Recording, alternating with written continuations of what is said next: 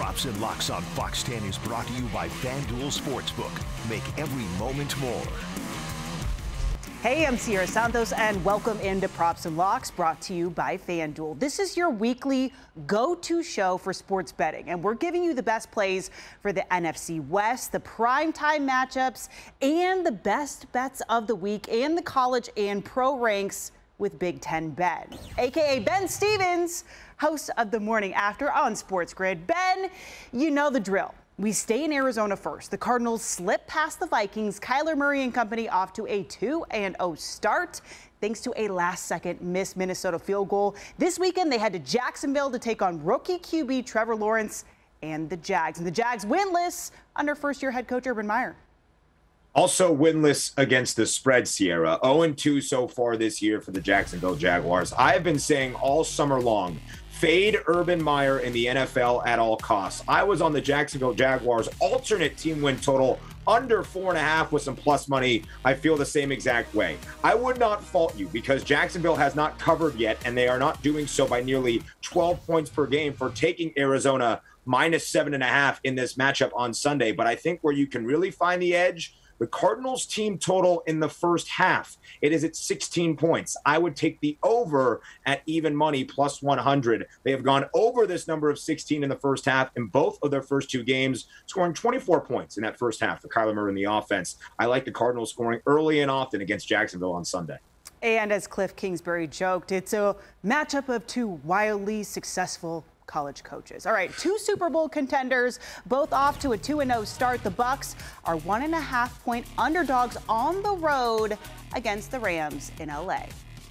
Sierra, this has been a fascinating line to follow all week long. It is flipped past that key number of 0. The Buccaneers now the favorite in Los Angeles on Sunday, minus 1.5. You mentioned it. Two potential NFC champions emerging out of this dust. The Bucs, the favorites right now on FanDuel at plus 260. The Rams, time for the second shortest odds at plus 650. Might we see this matchup again in late January? You better be checking your app all weekend long because it's sure to change again. Aaron Rodgers and the Packers bounce back in week 2, even gave a little wink to kiss the win. But it's the Niners who have the slight edge at minus 3. Jimmy G and San Fran picked up wins at Detroit and Philly to start the season. They're finally back in the Bay Area for their home opener, and you know those fans are excited to see that. Sierra, this total has gone way up for Sunday night's game. Opened at 48 total points for that over-under, now at 50.5. San Francisco averaging 29 points per game this season so far through 2 contests. Green Bay only 19, but it was that Packers offense scoring 35 this past Monday night that we are more accustomed to. I would look at the total. I don't have a great feel for the side. 3 points, that field goal, also 2 NFC contenders, tied with the Rams for the second shortest odds at plus 650. And that's why we lean on you, Ben. All right, the Seahawks blew a 14-point lead in the fourth quarter at home as the Titans got the best of them in week 2. Meanwhile, the Vikings gave the Cardinals everything they had. Another close one, but the Vikings making their home debut. They are slight underdogs at plus 1.5. Look at that total, 55.5. Along with the Bucs and the Rams, it is tied for the highest total of the entire Week 3 NFL slate, and there's a reason for it, Sierra. Minnesota is allowing their opponents to score more than 30 points a game. Seattle, 24.5 points per game to their opponents. Both rank in the bottom 5 total defense. So what I'm saying is you can expect offense on Sunday. What I like even more, a good number on Seattle. I think the Seahawks go on the road and get a win. All right, still to come, we're going through the biggest games of week 3, the primetime matchups, and where you should lay your money on for Sunday night and Monday.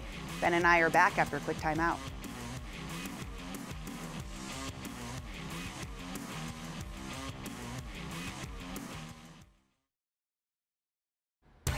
Welcome back to Props and Locks, brought to you by FanDuel Sportsbook. Welcome back into Props and Locks. I'm Sierra Santos alongside our sports betting bestie, Ben Stevens. We take a trip around the NFL on Monday Night Football, a case of 2 1-1 squads, the Eagles and Cowboys in Dallas. What you liking here, Ben? An NFC East divisional matchup on Monday night. The Eagles and the Cowboys at the Star in Dallas. Here, I can't believe I'm about to utter the words that are going to come out of my mouth. Uh-oh. Philadelphia's defense is good? What? Yes, Philly's defense is good, tied for the second best scoring defense in the NFL through 2 weeks, only allowing their opponents to score 11.5 points per game. I think the Eagles might go on the road to Dallas and win outright, but I love the number at plus 3.5. Sierra, in this industry, they say the hook giveth and the hook taketh. To have the 3.5, to have that hook in your favor with Philadelphia, I think that's the play on Monday night. Okay, so if anyone watched last Monday night, the Chiefs just needed a field goal to come up with the win. They came up short falling to the Ravens. They host the Chargers in Kansas City and what will be the first AFC West matchup for both sides. Sierra, 54.5 for the total. I think it's what we can expect. A ton of offense. Patrick Mahomes, Justin Herbert. Here's where I think you find the edge. Kansas City's defense has not looked good this year. Dead last in rushing defense. Not great in the passing game, defending what Justin Herbert and the Chargers might try to do. Keenan Allen is the edge here. Look at his receiving yards prop, 82.5. He has gone over in both games. He is averaging 104 yards per game receiving, and he's been targeted 21 times by his young quarterback in Justin Herbert. That's where you can find the edge between the Chargers and the Chiefs. Keenan Allen, receiving yards prop. All right, Bears and Browns. Give the people of Chicago what they want, and that is Justin Fields, who, is only playing because Andy Dalton is hurt, wink, wink. Browns are favored by a touchdown as they welcome the Bears and their rookie QB to Cleveland.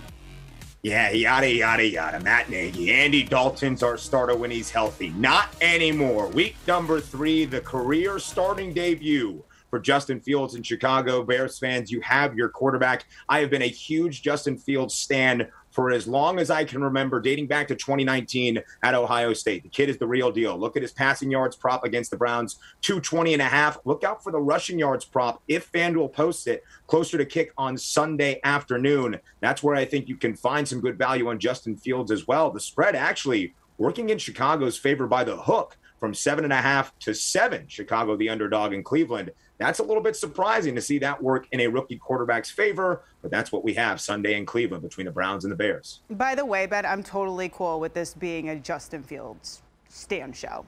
That's okay. Oh, Sierra, quickly here, plus 400 Justin Fields right now to be the offensive rookie of the year on FanDuel. Grab it now. You have your value. It's going to go down after a good performance on Sunday.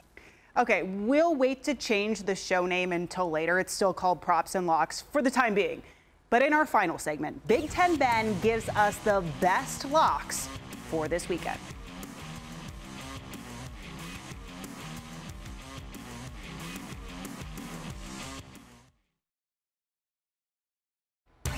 Welcome back to Props and Locks, brought to you by FanDuel Sportsbook.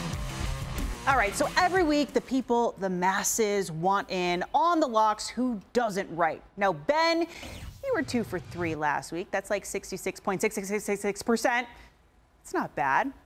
Let's get to your Big Ten Ben's best bets of the weekend. We start with college football and the Southwest Classic.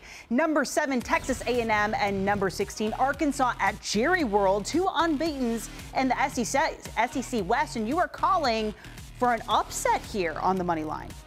Sierra, can you believe I do not have a Big Ten best bet of this weekend? We'll look at the total between Arkansas and Texas A&M. 46.5 is a Big Ten total. What Arkansas does is a Big Ten style of play. They establish the run, the 6th best rushing offense in the country at over 280 ground yards per game against a Texas A&M defense that does not stop the run well. We are taking the money line sprinkle. Sam Pittman and the Hogs plus 176 for an outright win over the Aggies. And you must feel like the Sun Devils are still reeling from the loss to BYU last week. And maybe you're still reeling from taking the over because you have Arizona State's defense stifling the Buffaloes. You're feeling Colorado under team points as ASU opens up Pac-12 play, hosting Colorado. Sierra, the only mistake in life is the one you do not learn from. I learned from my lesson last week, taking an over for an ASU game. We look to an under of Colorado's team total. Arizona State's defense is one of the best in the Pac-12, only allowing their opponents to score 17 points per game. Colorado was shut out last week against Minnesota, only 7 points the week prior against Texas A&M. I look to their team total under when it comes out closer to kickoff on Saturday. You know I'm just giving you a hard time. All right, back to the NFL and San Francisco. Niners wide receiver Deebo Samuel over 76.5 yards receiving. People love the props. You got to look to the props to get the edges on the NFL market. Deebo Samuel is the leading receiver in the NFL so far this season, 282 receiving yards through 2 games. He can go over this prop so easily. He has done that by 25 yards at least in each of the first 2 games, over the receiving yards prop for Deebo Samuel. I am keeping tally, I am checking the scores, and I am keeping you honest next week. Of course, the lines are subject to change. Check your FanDuel app to stay up to date. Until next week, take it easy.